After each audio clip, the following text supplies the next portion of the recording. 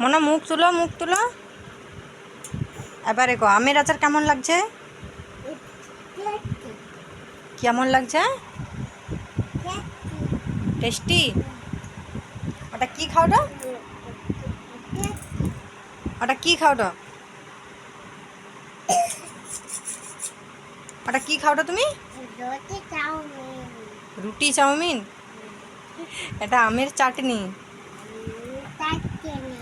কেমন লাগছে আমের চাটনি? ভালো। আর খাবো?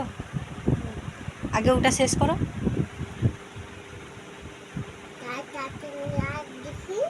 আর চাটনি?